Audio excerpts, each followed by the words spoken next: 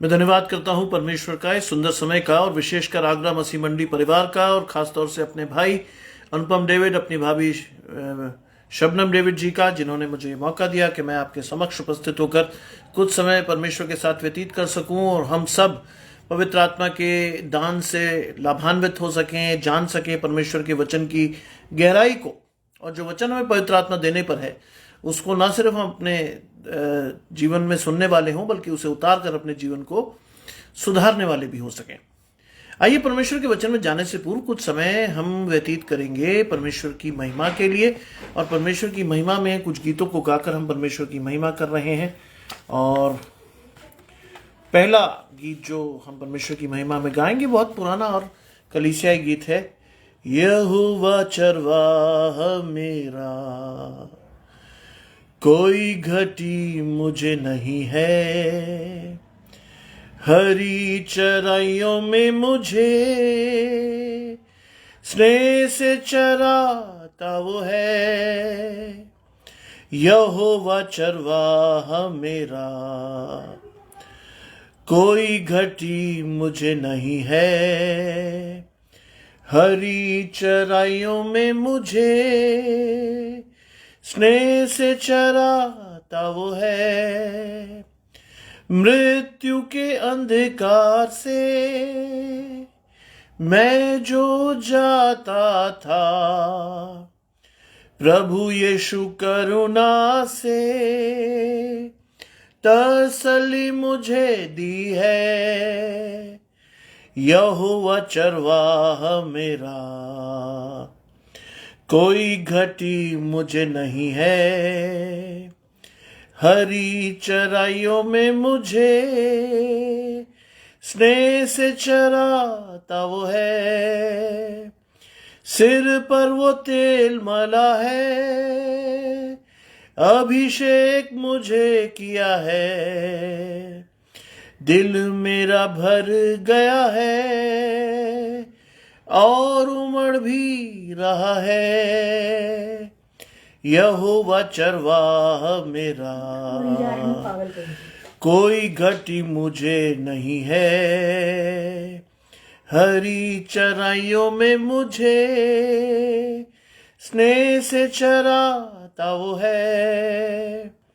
शत्रुओं के सामने मेज वो बिछाता है, प्रभु ने जो तैयार की मन मेरा मगन है। यहोवा चरवाह मेरा, कोई घटी मुझे नहीं है, हरी चराइयों में मुझे स्नेह से चराता वो है। सर्वदा प्रभु के घर में करूंगा निवास जो मैं, करुणा भलाई उसकी आनंदित मुझे करती है। यहोवा चरवाह मेरा, कोई घटी मुझे नहीं है, हरी चराइयों में मुझे स्नेह से चराता वो है। आइए परमेश्वर की महिमा में एक और गीत हम गाएंगे, और वो गीत है, यीशु को मैं सब कुछ देता, सब कुछ करता हूँ कुर्बान, जीऊंगा मैं रोज मसीह में, उस पर रखूंगा ईमान। सब मैं देता हूँ, सब मैं देता हूँ, तुझी को मुबारक पूंजी, सब कुछ देता हूँ। यीशु को मैं सब कुछ देता, झुकता तेरे कदमों पर, छोड़ता सारी दुनियादारी, मुझको ले और अपना कर। सब मैं देता हूँ, सब मैं देता हूँ, तुझी को मुबारक मुंजी सब कुछ देता हूँ। यीशु को मैं सब कुछ देता, मुझे बिल्कुल अपना कर दे। मकबूलियत की गवाही हूँ मैं तेरा सरासर, सब मैं देता हूँ, सब मैं देता हूँ। तुझी को मुबारक मुंजी सब कुछ देता हूँ। यीशु को मैं सब कुछ देता, अभी उसके पाक हुजूर मुझ में भर प्यार और कुवत, बरकतों से कर मामूर। सब मैं देता हूँ, सब मैं देता हूँ। ये तुझी को मुबारक मुंजी सब कुछ देता हूँ। यीशु को मैं सब कुछ देता, अभी उसके पाक हुजूर मुझ में भर प्यार और कुवत, बरकतों से कर मामूर। सब मैं देता हूँ, सब मैं देता हूँ। तुझी को मुबारक मुंजी सब मैं देता हूँ। यीशु को मैं सब कुछ देता, रूह की आग अब दिल में है, कमाल नजात की खुशी, सना सना उसकी जय। सब मैं देता हूँ, सब मैं देता हूँ। तुझी को मुबारक मुंजी सब कुछ देता हूँ। परमेश्वर की महिमा में एक और गीत हम गा रहे हैं। इत्मीनान खुदा का मिसले दरिया है, सारी मुश्किलात पर गालिब होता है। कामिल है पर तो भी बढ़ता जाता है, रोज बरोज वो गहरा होता जाता है। कुर्बाते यहोवा बख्शती है आराम, ईमानदार के दिल को कामिल इत्मीनान। उसके हाथ के नीचे मिलती है पनाह, हमलों से शैतान के कामिल आरामगाह। कुल्फत और बेचैनी दिल से जाती है, और नजदीक घबराहट नहीं आती है। कुर्वते यहोवा बख्शती है आराम, ईमानदार के दिल को कामिल इत्मीनान। हर एक रंजो राहत ऊपर ही से है, चश्माए मोहब्बत उसका मंबा है। आपको उससे सौंपे वो है मददगार, वो ही ईमानदार को देता है करार। कुर्वते यहोवा बख्शती है आराम। ईमानदार के दिल को कामिल इत्मीनान।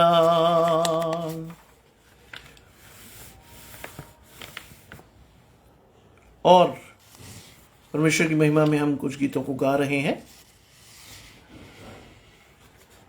हम गाएंगे एक और गीत।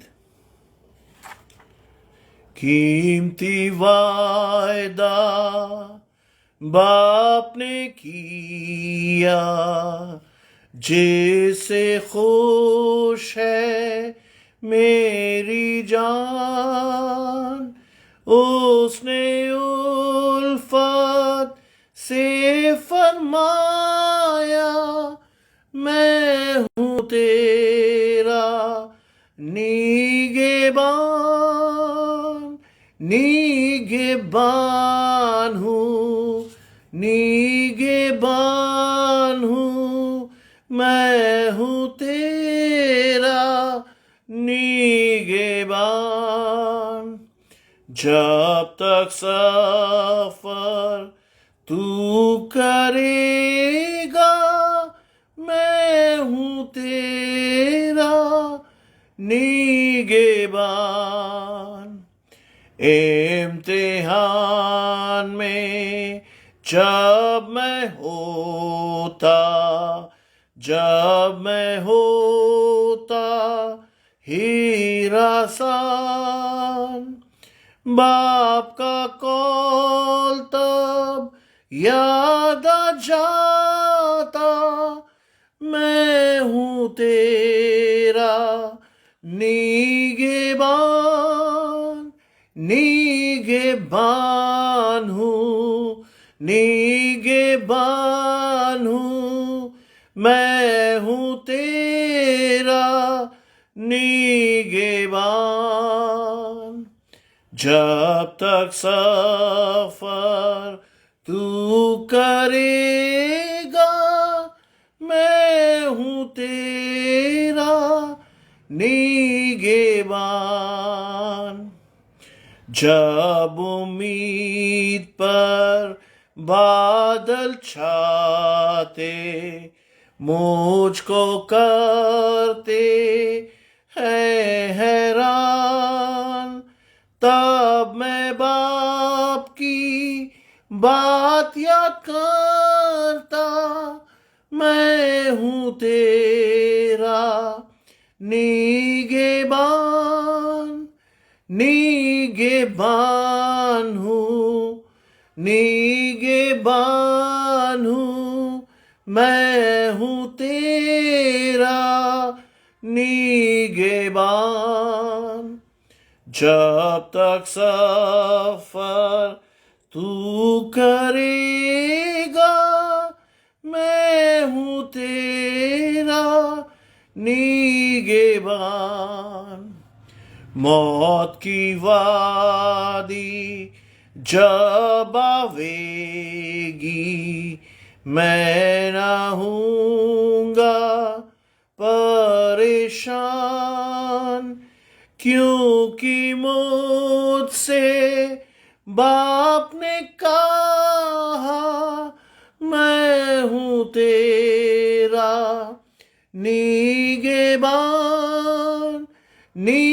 निगहबान हूँ, निगहबान हूँ, मैं हूँ तेरा निगहबान। जब तक सफर तू करेगा, मैं हूँ तेरा निगहबान। आइए एक और गीत परमेश्वर की महिमा में हम गा रहे हैं।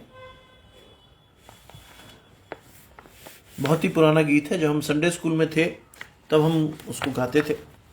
और ये गीत है, यीशु है क्या दोस्त प्यारा, दुख और बोझ उठाता है, बरकतें हैं वो ही पाता, उसके पास जो जाता है, राहत से महरूम तुम हो कर नाहक दुख उठाते हो।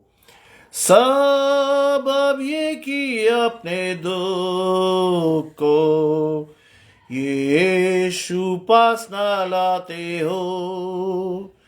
गो की हो तुम इम्तिहान में या तकलीफ में मुब्तला, हिम्मत कभी तुम ना हारो, सब कुछ उसको दो बता। कहाँ ऐसा दोस्त मिलेगा, दुख में जो है गम गुसार। यीशु दुखों से है वाकिफ, वो ही होगा मददगार।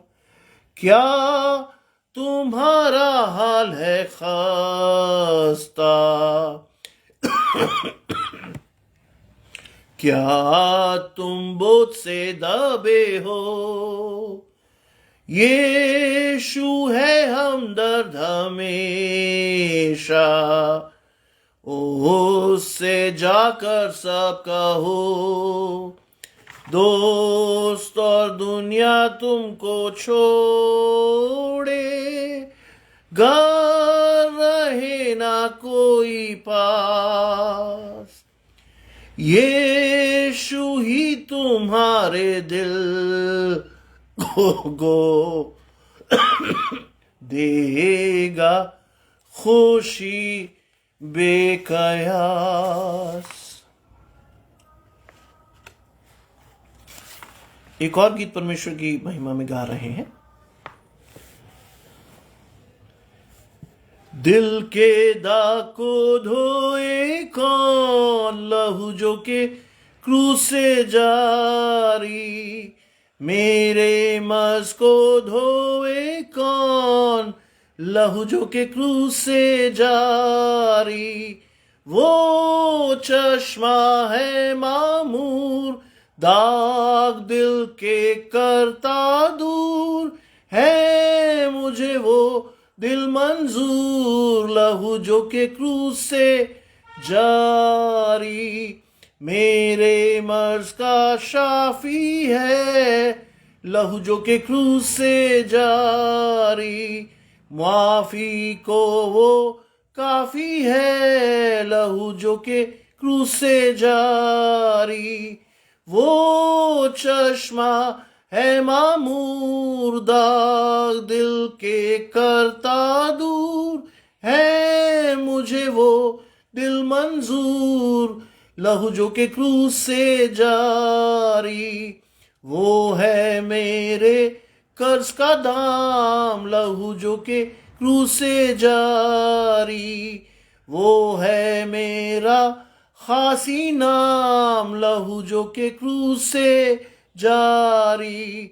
वो चश्मा है मामूर, दाग दिल के करता दूर। है मुझे वो दिल मंजूर, लहू जो के क्रूस से जारी।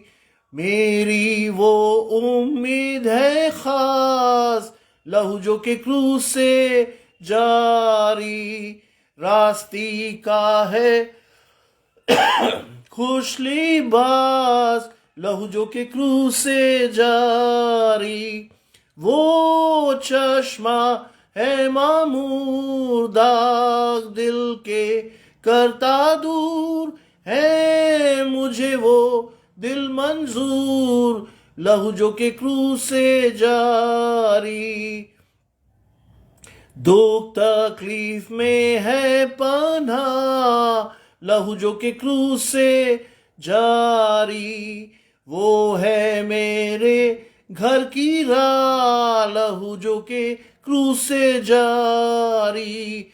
वो चश्मा है मामूर, दाग दिल के करता दूर है मुझे वो दिल मंजूर, लहू जो के क्रूज से जारी मेरे गीत का है मजमून, लहू जो के क्रूज से जारी मुझको करता है ममनून, लहू जो के क्रूज से जारी वो चश्मा है मामूर, दाग दिल के करता दूर है मुझे वो दिल मंजूर, लहू जो के क्रूज से जारी।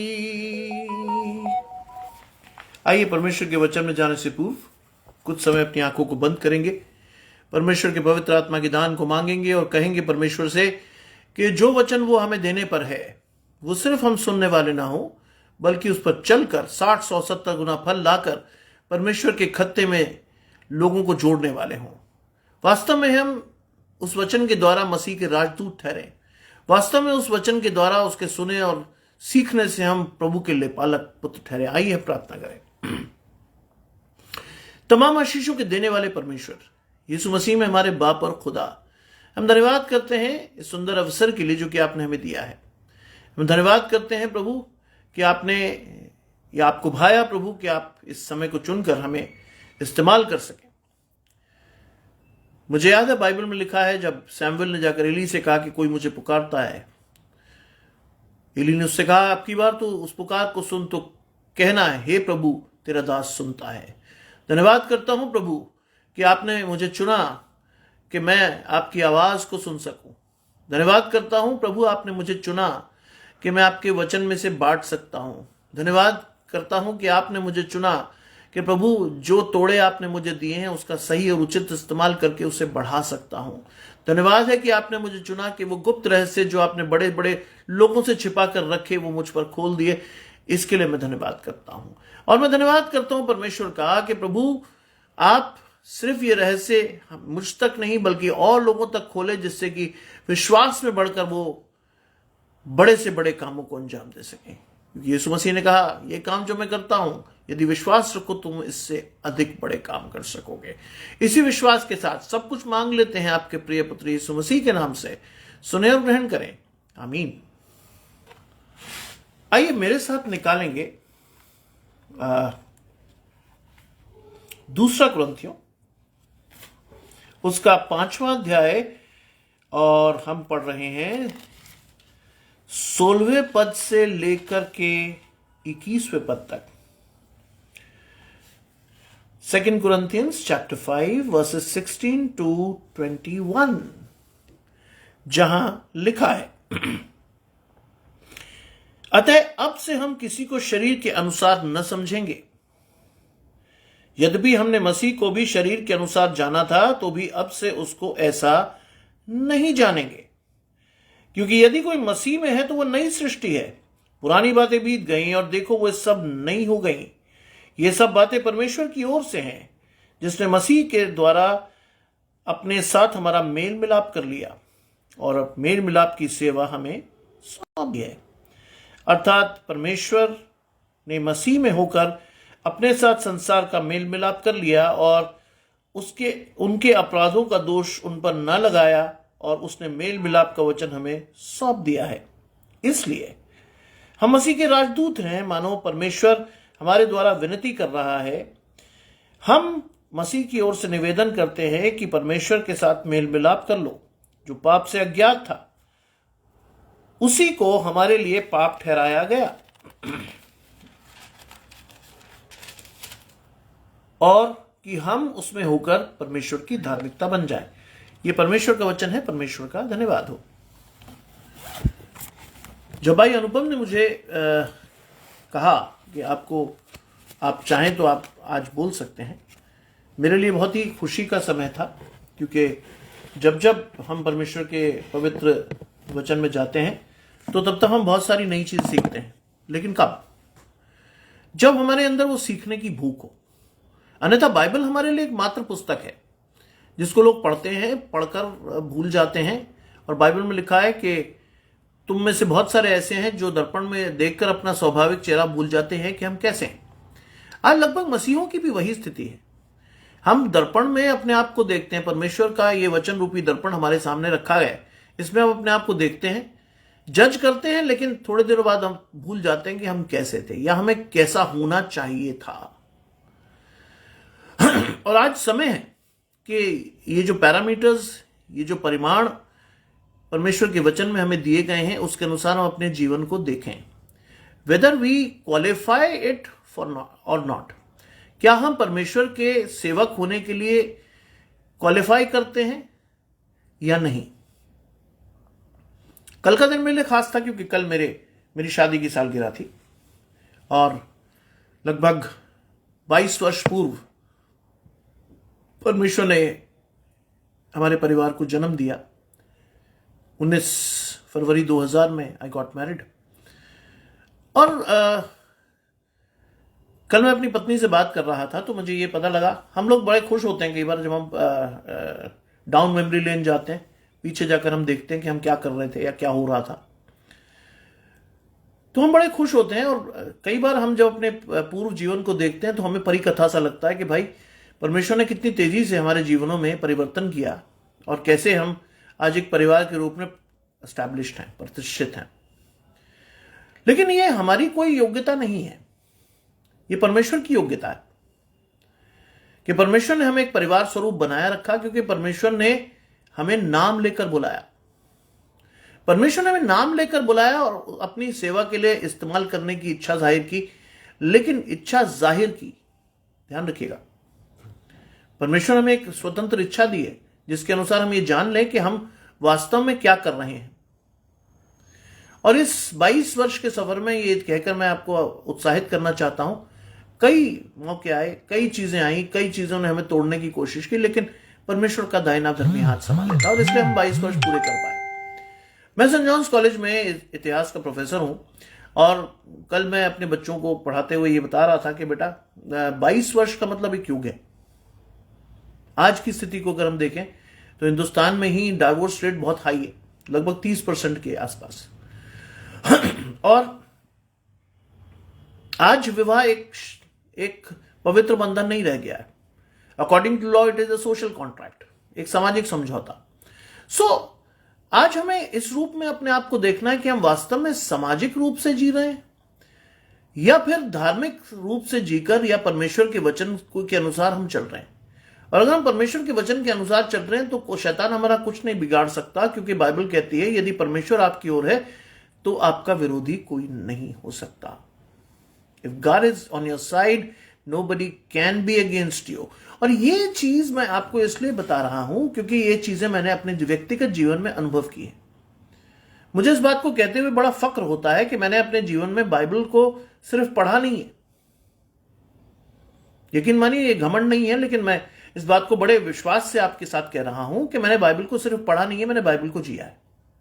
बाइबल की बहुत सारी आयतें जो मेरे जीवन के विभिन्न समयों में, जब मैं कठिन समयों से गुजर रहा था, परमेश्वर ने दिखाई और बताया कि ये है तेरे जीवन का निचोड़।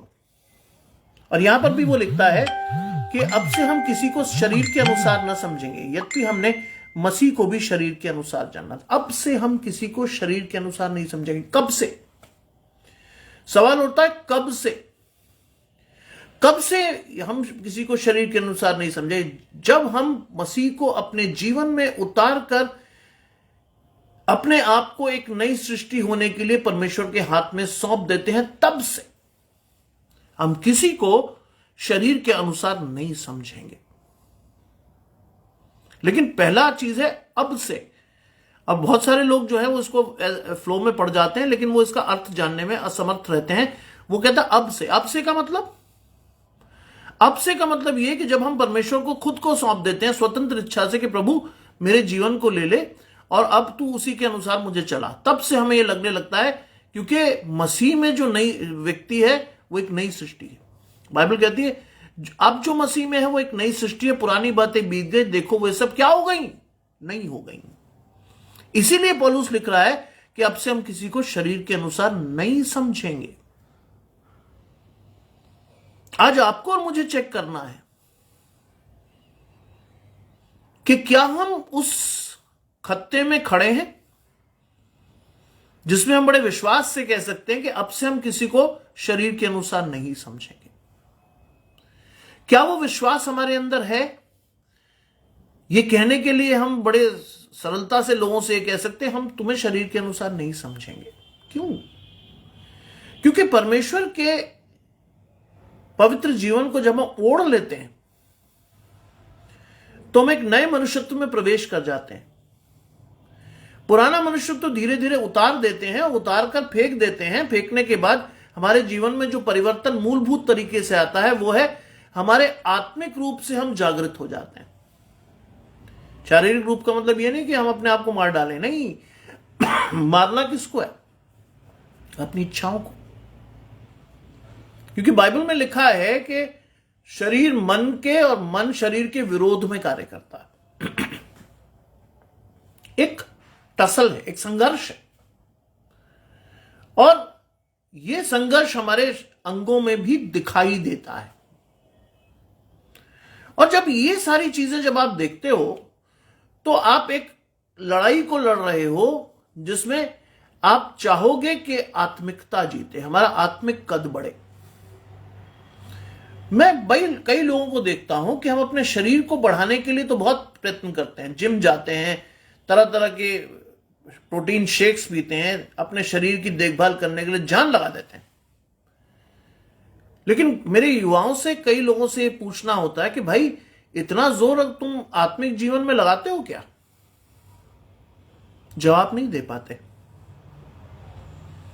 इसीलिए पौलुस ने लिखा कि अब से, कब से? जब से हम स्वतंत्र होकर अपने आप को प्रभु के हाथ में छोड़ दें। सुनने में बहुत आसान है लेकिन करने में बहुत मुश्किल, क्योंकि बहुत सारी चीजें हमें ऐसा करने से रोकती हैं और जिनको हम डिटाई के पाप कहते हैं, जिन्हें करने में बड़ा मजा आता है। हम नहीं छोड़ना चाहते उन्हें, बार बार वो हमें टेम्प्ट करते हैं, मजा आता है। और ऐसे में हम जो रास्ता चुनते हैं वो बीच का, और वो बीच का रास्ता कैसे होता है कि थोड़ा सा खुदा को भी ले लें, थोड़े से पाप भी कर लें, अनुग्रह का जमाना है भाई, कुछ नहीं होगा, सब बहुत बढ़िया है। लेकिन हम भूल जाते हैं एक बात को, न्याय का दिन तो कांस्टेंट है, न्याय तो होना है। इसलिए अनुग्रह के जमाने में आप जो भी करो, लेकिन लेखा तो परमेश्वर को देना है भाई। और अगर लेखा देना है तो फिर इतनी आसानी से अपने आप को छुड़ा नहीं पाओगे। और आगे उसने लिखा है, यद्यपि हमने मसीह को भी शरीर के अनुसार जाना था। लोगों के लिए क्या था मसीह? एक बढ़ई का पुत्र, नथिंग एल्स। उनके लिए मसीह सिर्फ एक बढ़ई का पुत्र था, जिसकी मां मरियम थी, यूसुफ उसका बाप था, लेकिन उसके आगे कुछ नहीं समझ में आया उन्हें। यीशु मसीह ने क्या कहा वो हमारे लिए इंपॉर्टेंट है। यीशु मसीह ने कहा वो देखते हुए नहीं देखते, सुनते हुए नहीं सुनते, और अगर सुनते भी हैं तो उन्हें नहीं सूझता। क्यों? क्योंकि उनका मन मोटा हो गया है। आज मुझे और आपको चेक करना, हमारा मन मोटा हो गया है। हम कहलाते तो मसीह हैं, लेकिन है या नहीं है ये तो फैसला आपको खुद से करना है। इसका जवाब आपको परमेश्वर को देना है या अपने आप को देना है कि आप मसीह है भी या नहीं है। क्योंकि हमें से बहुत सारे लोग तो शारीरिक जीवन जी रहे हैं, उन्हें पता ही नहीं आत्मिक चीज होती क्या है। उनके लिए बाइबल एक किताब है, रोज पढ़ लेते हैं, खुश हो जाते हैं, हाँ साहब मैंने बाइबल पढ़ ली। बाइबल पढ़ने वाली पुस्तक है ही नहीं खाली। बाइबल को तो मन से पढ़िए और मानिए, देखिए परमेश्वर आपके लिए क्या करता है। मैं आपके सामने बैठा हूं, मैंने आपको शुरू में कहा था, मैंने बाइबल को जिया है, जी रहा हूं। मेरे लिए बाइबल सिर्फ एक पुस्तक नहीं है। बाइबल में लिखा कि नियत समय में तुम्हारे मुंह में कुछ शब्द डाले जाएंगे जो तुम्हें उस समय बोलने होंगे। यकीन जानिए कई जगह में फंस जाता हूं, परमेश्वर ऐसे निकालता है मैं सोच भी नहीं पाता हूं। लेकिन कब? जब पहली आयत को हम माने तब। अब से हम किसी को शरीर के अनुसार नहीं समझेंगे, और यद्यपि हमने मसीह को भी ऐसा जाना था तो भी अब से उसे नहीं जानेंगे। क्यों नहीं जानेंगे ऐसा? क्योंकि हम नई सृष्टि हो गए। परमेश्वर को देखने का दृष्टिकोण बदल गया हमारा। हमें यह समझ में आ गया कि परमेश्वर आत्मा है, परमेश्वर प्रेम है। यूहन्ना 1:1 को अगर आप पढ़ेंगे तो आपको बाइबल का सारा सारांश समझ में आ जाएगा। आदि में वचन था, वचन परमेश्वर के साथ था, वचन ही परमेश्वर था। और आज परमेश्वर अगर आप ढूंढ रहे हो तो आपके सामने ये जीवित वचन रखा है। हम परमेश्वर को तरह तरह से ढूंढने की कोशिश करते हैं, प्रभु ये कर दे, वो कर दे, फलाना कर दे, दिखाना दे, लेकिन हम परमेश्वर के वचन को नहीं पढ़ रहे। क्योंकि बाइबल में लिखा वचन मेरा वचन तुम्हारे लिए मार्ग के लिए दीपक है। और दीपक जलाकर कोई ओट में नहीं रखता, ऊंचा रखता, जिससे कि उसकी रोशनी सब तक पहुंचे। आपका प्रकाश भी लोगों तक पहुंचना चाहिए, वास्तव में लोग आपको जान सके कि आप मसीह के हैं। और वो क्या कहता है आगे, इसलिए यदि कोई मसीह में है तो वो नई सृष्टि है। यस, अगर कोई मसीह में है, ये अगर वर्ड लगा है। अगर means again there is a choice. You have to choose which is the best thing for yourself या for your life। अगर कोई मसीह में है तो वो नई सृष्टि है। अब ये भी आपको चुनना है, क्योंकि परमेश्वर ने आपको फ्री विल दिए कि भाई आप चुन लो भाई मसीह को, तो वो आपके लिए नई सृष्टि है। वरना तो फिर जीवन जी रहे हो आप। बहुत सारे लोग 20, 30, 40, 50, 60, 70, 80 साल जीकर दुनिया को छोड़कर चले गए, लेकिन क्या उन्होंने बाइबल को समझा? क्या वो अपने आप को नई सृष्टि बना पाए? क्या वो संसारिक चीजों से अपना संबंध तोड़ पाए? नहीं। हमने कभी नए मनुष्यत्व को पहना ही नहीं। हम सिर्फ ये कहकर चले गए, praise the Lord, God bless you.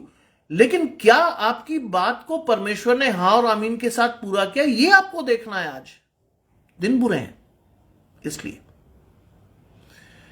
अगर कोई मसीह में है तो वो नई सृष्टि है। पुरानी बातें बीत गई, देखो वो सब नई हो गई। कैसे पहचानेंगे आप कौन सी बातें नई हो गई? कैसे पहचानेंगे आप कि पुरानी बातें बीत गई? वो चेंज आपको महसूस करना है परमेश्वर के साथ। वो चेंज आपको महसूस करना है कि अगर आप सांसारिक वस्तुओं में आज भी उलझे और जकड़े हुए हैं तो क्या आप नई सृष्टि हैं? यह प्रश्न आपको स्वयं से करना होगा। कई लोग कहते हैं साहब जीवन जी रहे तो अच्छा जिए। कहां रोकता परमेश्वर आपको अच्छा जीवन जीने से? लेकिन साथ में एक शर्त भी लगा रखी परमेश्वर ने। मुझे मालूम है आपको इन चीजों की आवश्यकता है। मुझसे मांगो जो बिना उलाना दिए उदारता से देता है। यस, मुझसे मांगो। क्या परमेश्वर आपको नहीं देगा? मैं आपको बड़े स्पष्ट तरीके से इस बात को कह रहा हूं। जो व्यक्ति आपके सामने बैठा है, उसके दादा एक गांव के गरीब पादरी थे, जिन्होंने पंजाब हरियाणा में साइकिल पे सेवा की। हां, लेकिन एक चीज उस व्यक्ति ने, उसकी जीवन से एक चीज हमने सीखी। गांव गांव जाके, उस समय जब पैसे का बहुत प्रचलन नहीं था, तो लोग उन्हें कोई अनाज दे देता था, कोई अपनी मुर्गी के अंडे दे देता था, कोई कुछ कुछ दे देता था, लेकिन वो व्यक्ति ईमानदार रहा। शाम को आकर वो सारा हिसाब लिखवाता था कि भाई ये सामान कितने का हो गया।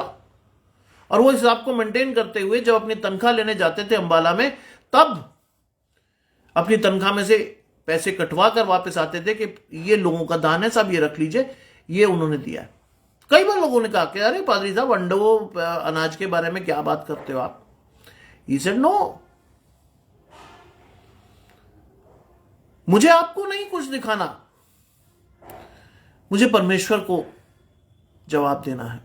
और बाइबल की वो आयत हमारे पूरे परिवार पर पूरी हुई कि जो थोड़े में विश्वास योग्य रहा मैं उसे बहुत का मालिक बनाऊंगा।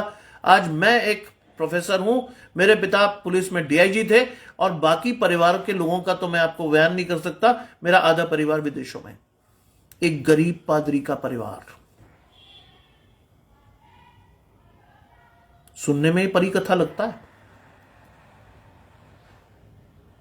सुनने में फेरी टेल लगता है, लेकिन ये है नहीं। परमेश्वर ने वो आशीषें दी जो हमसे कोई नहीं छीन सकता, कभी नहीं छीन सकता। और यहां पर लिखा है, जो बातें पुरानी बातें बीत गई, देखो वो सब नई हो गई। ये आपको महसूस करना है। पुरानी बातें बीत गई, देखो वो सब नई हो गई। कौन महसूस करेगा ये? आप। मुझे बड़ा फक्र है कि मेरा परिवार बहुत बड़ा है, लेकिन ये दान सिर्फ मुझ पर आकर ठहरा। मेरे किसी भाई बहन पर, किसी कजन पर परमेश्वर ने यह दान नहीं ठहराया, मुझ पर ठहरा। और जब ये हुआ शुरू, कोरोना काल में लोगों ने बहुत सारी चीजें हासिल की, बहुत सारे दुख उठाए, मैंने भी उठाया, मैंने अपनी मां को खोया, सब चीजें हुई, लेकिन परमेश्वर ने अनंत आशीष का वारिस ठहराया मुझे, क्योंकि परमेश्वर के वचन को एक नई तरह से समझने का मौका मिला, जानने का मौका मिला, ये सीखने का मौका मिला कि परमेश्वर आपके अपने वचन से आपसे क्या बातें करता है। लोगों तक पहुंचने का मौका मिला।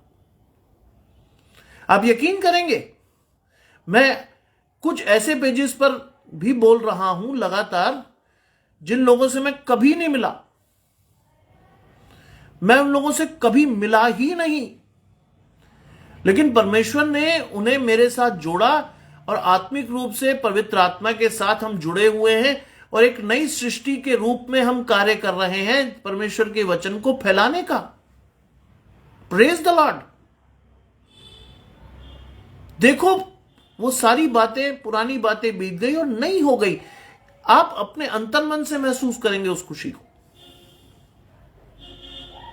मैं अपने अंतर्मन से महसूस करता हूं।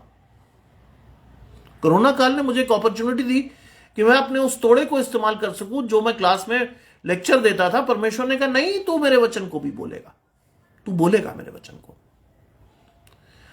मैं विश्वास से इस बात को आपको बता रहा हूं। लगभग मैं 270वीं बार बोल रहा हूं। This is 270th time I am talking to you. लेकिन मजेदार बात क्या है, ये मेरे लिए आशीष है, आपके लिए भी हो सकती है। मेरे लिए आशीष इसलिए कि मैं आज तक एक शब्द नहीं लिख पाया कि मुझे क्या बोलना है, क्योंकि बाइबल का वो वचन मुझे हमेशा प्रोत्साहित करता है कि समय आएगा तो तुम्हारे मुंह में मैं वो शब्द दूंगा जो तुम्हें कहने चाहिए। वास्तव में प्रभु वो शब्द देता है मुझे जो कहने चाहिए, और आप देखते हैं कि ये सब बातें नहीं हो गई। ये सब बातें परमेश्वर की ओर से है, जिसने मसीह के द्वारा अपने साथ हमारा मेल मिलाप कर दिया। ये बातें परमेश्वर की ओर से। ये वो चीज है जिसको आपको समझना है सृष्टि के नए हो जाने के बाद, क्योंकि परमेश्वर आपके ओर है तो आपका विरोधी नहीं हो सकता कोई। और परमेश्वर की ओर से जो भी बातें हमारे जीवन में आती हैं, वो क्या होता है, उसने मसीह के साथ मिलकर हमारा मेल मिलाप कर दिया। मसीह के साथ मिलकर हमारा मेल मिलाप करने का अर्थ है कि परमेश्वर ने मसीह को मध्यस्थ ठहराकर उसको मेरे और आपके लिए बलिदान करके क्या कर लिया, अपने साथ हमारा मेल मिलाप कर दिया। उसने बताया, यीशु मसीह कहते हैं, जहां मैं रहूंगा तुम भी रहो, मैं जाता हूं तुम्हारे लिए क्या करूं, जगह तैयार कर सकूं। आज परमेश्वर तुम्हारे लिए बहुत कुछ कर रहा है। परमेश्वर ने बहुत सारे कवनेंट, बहुत सारी वाचाएं हमारे साथ बांध दी है, नई सृष्टि, नए मनुष्यत्व की बात कर दी है, मेल मिलाप की बात कर दी, ये सब कर दिया। सवाल ये उठता है कि मैंने और आपके ने परमेश्वर के लिए क्या किया अब तक? What have we done for the Lord, for the Christ? क्या किया हमने कुछ? आज समय है इस चीज को इंट्रोस्पेक्ट करके देखने का कि हम क्यों नहीं कर रहे। आज हमारे परिवारों में तकलीफ क्यों है? आज हमारे परिवारों में दुख क्यों है? आज हमारे परिवार में हमारे बच्चे हमारी सुन क्यों नहीं रहे? आज क्या वजह है हमारे बच्चों के पास नौकरी नहीं है? क्या वजह है कि हमारे बच्चे शादी के योग्य होते भी शादी तक नहीं पहुंच पा रहे? क्यों? क्योंकि हम परमेश्वर में नई सृष्टि नहीं बन पाए। हम अपने परिवार को वहां नहीं पहुंचा पाए जहां यीशु मसीह ने हमें पहुंचाने को कहा था, क्योंकि लिखा है साफ तौर पर, यह सब बातें परमेश्वर की ओर से, जिसने मसीह के द्वारा हमारे साथ हमारा मेल मिलाप कर दिया अपने साथ। हम वो लिंक ही जोड़ नहीं पाए परमेश्वर के साथ। हम में से बहुत सारे यीशु मसीह के बारे में सिर्फ इतना ही जानते हैं, वो परमेश्वर का बेटा था, उसने क्रूस पर चढ़ गया, लेंट डे शुरू हो रहे हैं, प्रेयर मीटिंग्स होंगी, बड़े संजीदगी से बैठेंगे और उसके बाद वहीं के वहीं कुछ नहीं। हमें मालूम ही नहीं होता कि हम कब परमेश्वर को डिफाई करते हैं और किस किस लेवल तक करते हैं, हमें नहीं मालूम। परमेश्वर ने तो आपके लिए बहुत बड़ा काम कर दिया, यीशु मसीह को उतार दिया, उसने अपने बलिदान द्वारा आपके साथ मेल मिलाप की कोशिश भी कर ली और यीशु मसीह ने आपको बता भी दिया मैं जाता हूं तुम्हारे लिए जगह तैयार करूं, क्योंकि जहां मैं रहूं वहां तुम भी रहो। लेकिन क्या आप इस योग्य ठहरे? क्या मैं और आप इस योग्य ठहरे? आज अपने आप को जांच कर देखिए, क्या whether we are able to match up with the Lord? नहीं, आज भी हम उसी सड़ांध भरे गड्ढे में पड़े हैं जिसके लिए लिखा है कि तुम ऊपर से तो चूना फिरी हुई कब्र हो लेकिन अंदर से सड़ांध आती है। मैंने आपसे कहा ना शुरू में कि लोग अपने शरीर के लिए बहुत मेहनत करते हैं, तरह तरह के शेक्स, तरह तरह के जिम, तरह तरह के कपड़े पहनते हैं, लेकिन क्या अपने आत्मिक जीवन के लिए कुछ मेहनत करते हैं? यह सवाल अगर किसी से पूछो तो वो इधर उधर कन्नी काट जाता है। कैसे होंगे मसीह में नई सृष्टि? हो ही नहीं सकते। और उसके बाद हम कहते हैं परमेश्वर तुम्हारी नहीं सुनता। क्यों नहीं सुनेगा परमेश्वर? क्यों सुनेगा? हमारा परमेश्वर जलन रखने वाला, क्यों सुनेगा भाई हमारी बात? हम बाइबल की एक सिंपल डॉक्ट्रिन को मानने में फेल हो जाते हैं। मांगो तो तुम्हें दिया जाएगा, लेकिन आज अपने दिल से पूछिएगा आप किससे मांग रहे हैं? आप किसी प्रभावशाली आदमी से मांग रहे हैं? आप पूछ रहे हैं कि भाई कोई साइड का रास्ता है जिसमें रिश्वत देके नौकरी पकड़ ले मेरा बच्चा, है ना? आप हर वो गलत काम करने में तत्पर रहते हैं, आपके पैर बड़े वेग से बुराई करने की तरफ चलते हैं और उसके बाद आप अपने आप को मसीह कहते हैं। नहीं, कहना नहीं चाहिए। वास्तव में अगर आप ऐसा कर रहे हैं जिसमें आप कह रहे हैं कि नहीं मैं अपनी बुद्धि के अनुसार चल रहा हूं, बहुत बढ़िया सा, मेरे बच्चे को नौकरी मिलेगी, अरे कैसे नहीं मिलेगी, मैं इतने रिश्वत दूंगा, ये करूंगा, वो करूंगा, मिल जाएगा सब कुछ। मैं आपके सामने बैठा हूं, 5 वर्ष मैंने टेम्पररी जॉब किया, 2 बार अपॉर्चुनिटीज आई कि जिसमें मुझे कहा गया कि 2 से 4 लाख के बीच में रिश्वत देनी है। I said no. मेरे जो प्रिंसिपल थे उन्होंने मुझसे कहा कि सुनो, तुम सोच नहीं पा रहे हो अपने जीवन के बारे में, अरे दे दो यार रिश्वत, नौकरी तो मिल जाएगी। मैंने उनके सामने एक बड़ा सीधा प्रश्न किया, मैंने कहा सर ये 9 to 5 वाला जॉब नहीं है। अपने स्टूडेंट्स के सामने जाकर मैं क्या कहूंगा कि मैं तो साहब 4 लाख रुपए देके आया, आप 25 लाख की तैयारी रखो? क्या प्रेरणा है मेरी? मैं मसीह के सामने, अपने स्टूडेंट्स के सामने झूठा ठहरूंगा, इसलिए मुझे नहीं करना। अंत में चिढ़ के उन्होंने मुझे कहा मैं देखता तुम्हें कौन देता नौकरी। एक दिन मुझसे बहस कर रहे थे मेरे प्रिंसिपल, मैंने उनसे कहा सर हम मसीही लोग हैं, अगर वास्तव में परमेश्वर है तो मुझे देखना है कि परमेश्वर मुझे मेरी परीक्षा कब तक लेता है। मैंने अपनी पीएचडी हिंदी मीडियम से की, इतिहास में, और कई लोगों ने मुझे कहा कि अरे यार अंग्रेजी में कर लेते, तुम्हारी अंग्रेजी बहुत अच्छी थी, हिंदी में की है, किसी अच्छी जगह नौकरी नहीं पाओगे। मैंने कहा यह भी मुझे देखना है, यदि परमेश्वर मेरी ओर है तो मेरा विरोधी कौन होगा। और यकीन जानिए कि जब सेंट जॉन्स में मैं आया तो मैंने 25 पैसे रिश्वत के लिए नहीं दिए और मैं उसी पीएचडी जो हिंदी की थी उस पर अपॉइंट हुआ। और आज भी मैं बड़े खुशी से आपसे कह सकता हूं कि सेंट जॉन्स के कुछ लोकप्रिय टीचर्स या प्रोफेसर्स में से मैं हूं।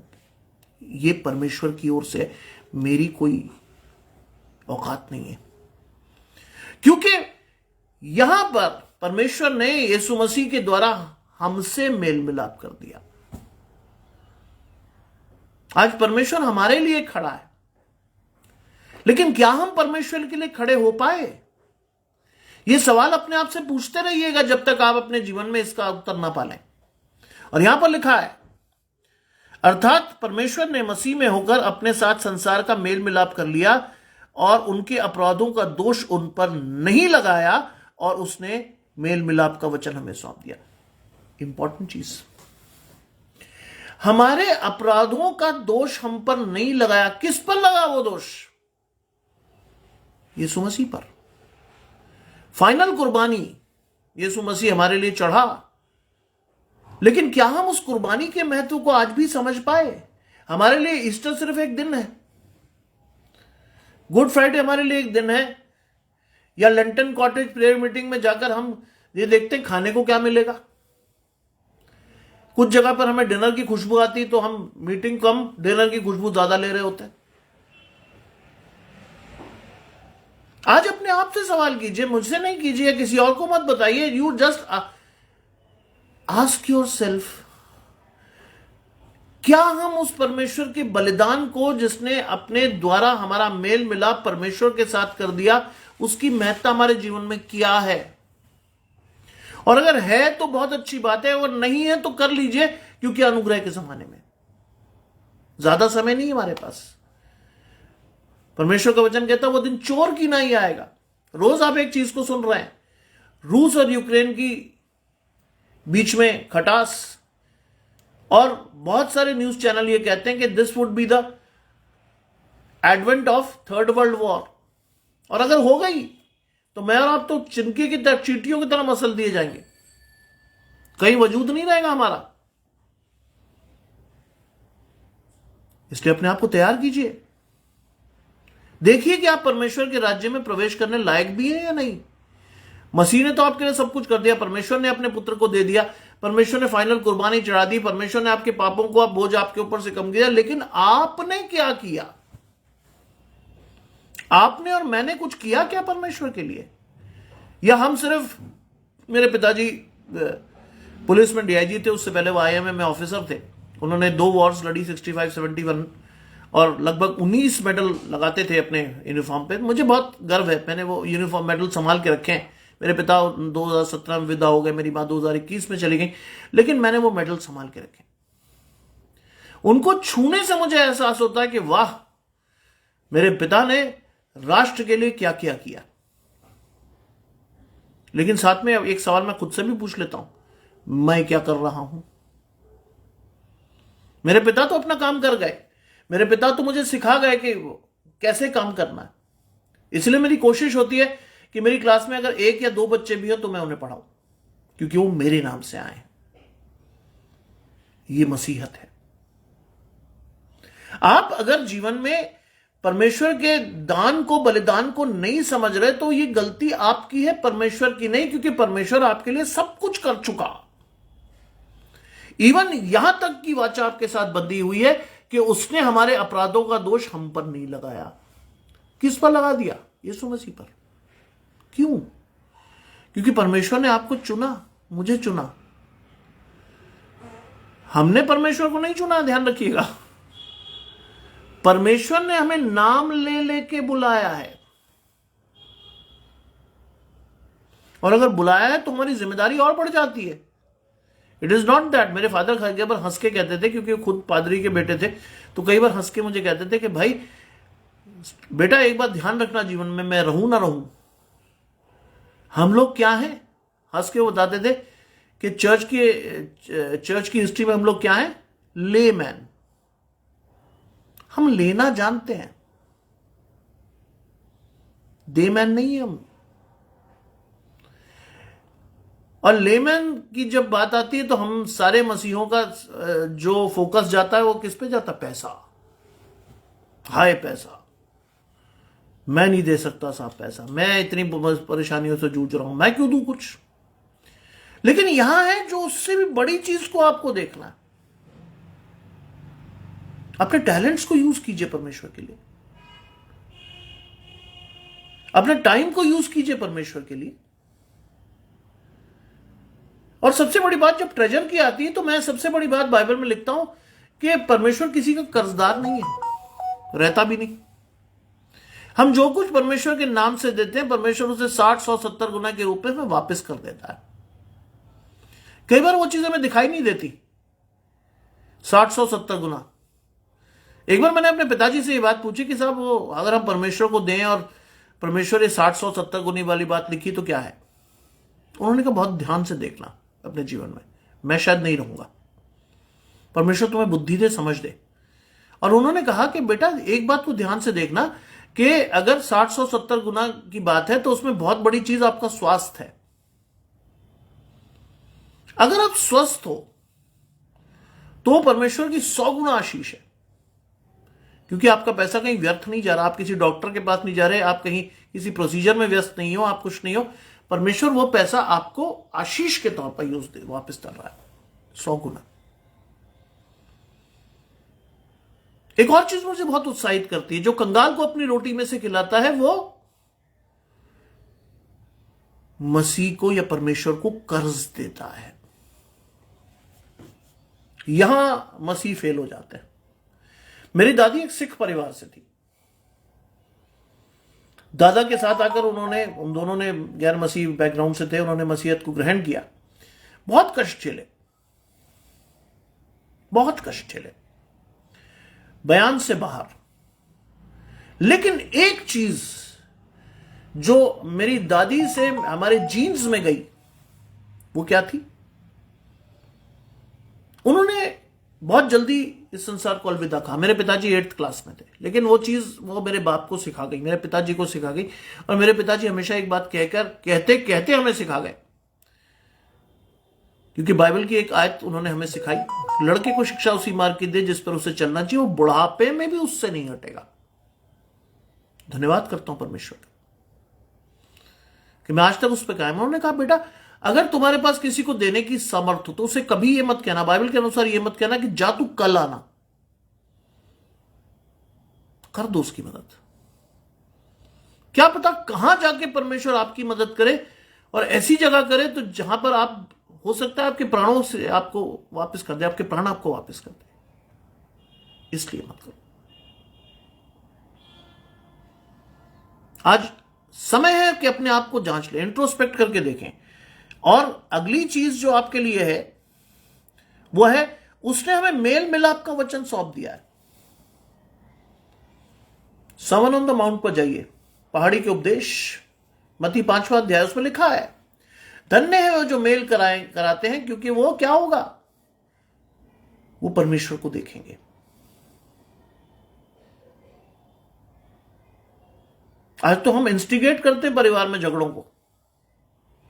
आज हम इंस्टिगेट करते हैं परिवार में झगड़ों के साथ, झगड़े हो, लड़ाइयां हो, मार पिटाई हो, प्रॉपर्टी के झगड़े हो। यकीन जानिए मेरे घर में भी प्रॉपर्टी का झगड़ा हो सकता था। मेरे ग्रैंड पेरेंट्स ने, मेरे नाना नानी ने सारी प्रॉपर्टी मेरे नाम कर दी थी, बहुत बड़ी संपत्ति थी। बाइबल को पढ़ा था मैंने। बहुत सारे लोगों ने कहा कि भाई इस पे लोग दावा करेंगे, ये करेंगे, वो करेंगे, तू ऐसा करना, तू वैसा करना। मैंने कुछ नहीं किया।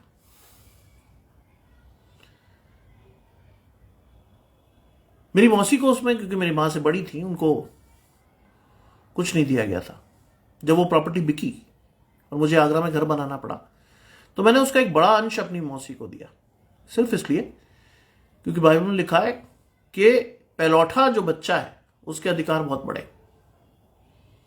तो मैंने उनको फोन पे कहा कि आपके द्वारा आपके माँ बाप कहलाए, तो ये आपका अंश है, ये आपका हिस्सा है, जो शायद वो आपको देना भूल गए थे, मैं दे सकता हूं। मैंने पूरी कोशिश की कि मेरे घर का विवाद न्यायालय तक ना पहुंचे, नहीं पहुंचा।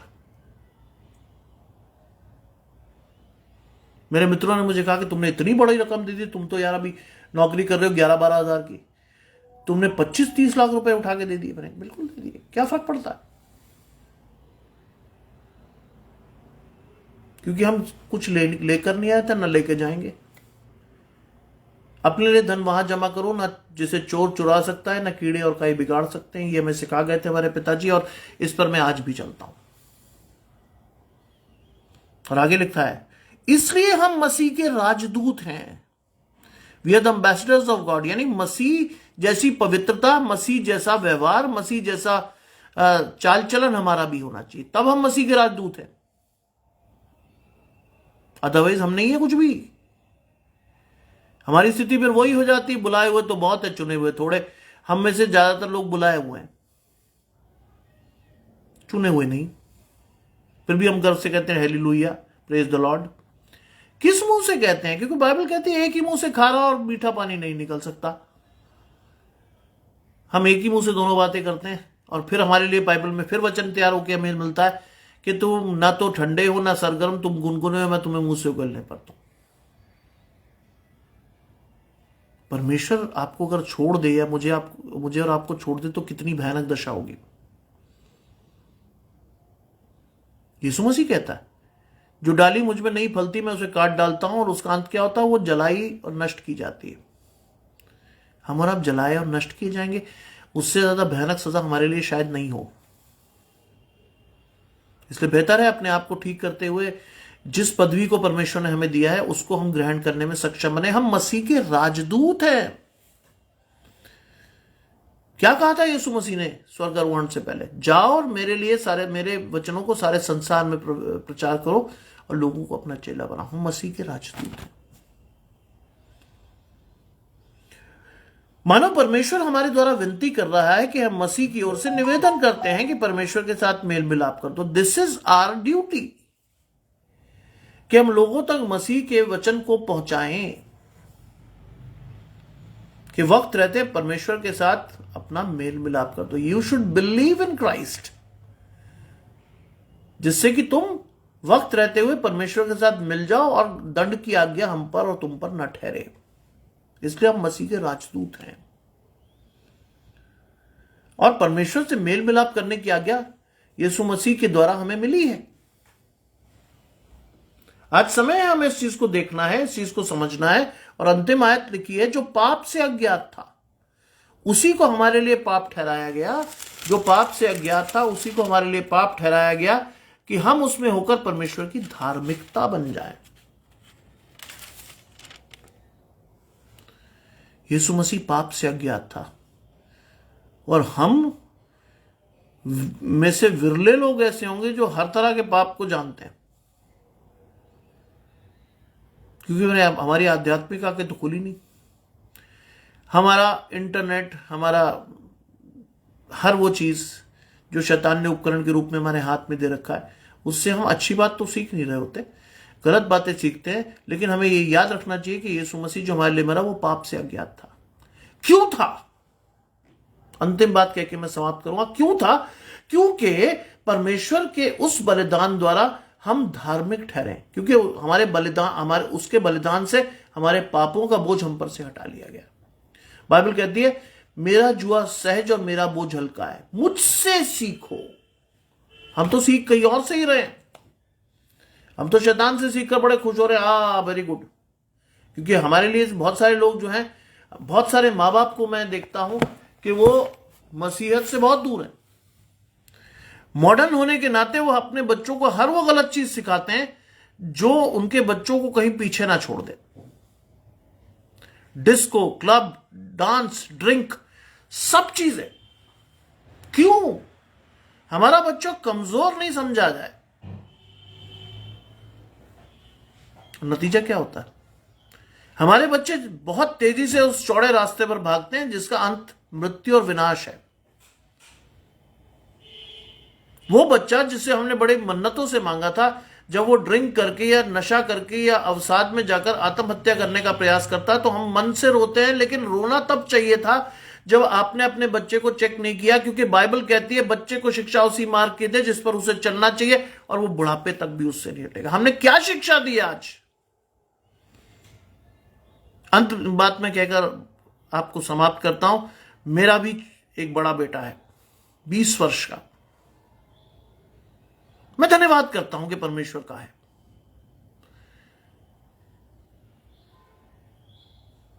ना उसे बाहर जाने का शौक है, ना क्लब जाने का शौक है, ना मित्रता करने का शौक है, ना दारू पीने का शौक है, ना ड्रग खाने का शौक है। लेकिन उसे जो शौक है वो बड़े अच्छे हैं।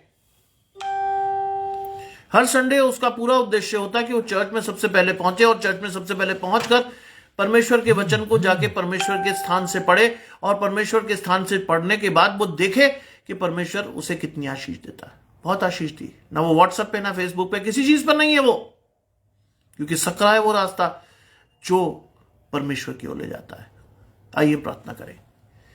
तमाम अच्छी चीजों के देने वाले परमेश्वर यीशु मसीह में हमारे बाप और खुदा, धन्यवाद करते हैं सुंदर वचन के लिए जो कि आपने हमें दिया, और चाहते हैं प्रभु कि आप अपने हाथ से जो लोग सुन रहे हो उनको सिखाएं, समझाएं, और मसीहत के उस परिमाण या पैरामीटर्स को हम सीख सकें, मान सकें, समझ सकें, और अपने जीवन में उतार के अपने और अपने परिवार को आपकी ओर बढ़ते हुए देख सकें। हम चाहते हैं प्रभु कि जीवन में कभी भी हम ब्लैक स्लाइड होकर शैतान के झोली में ना गिरें। और यदि हम हैं तो हम प्रार्थना करते हैं, जो लोग चाहते कि वो परमेश्वर की ओर फिरे, उनको वो मन दे, उनको पवित्र आत्मा दे, जिससे कि वो उस गड्ढे से निकलकर आप तक पहुंचकर आपका धन्यवाद कर सके। सब कुछ मांग लेते हैं आपके प्रिय पुत्र यीशु मसीह के नाम से। सुने और ग्रहण करें। आपको मेरे और मेरे परिवार की ओर से जय मसीह की।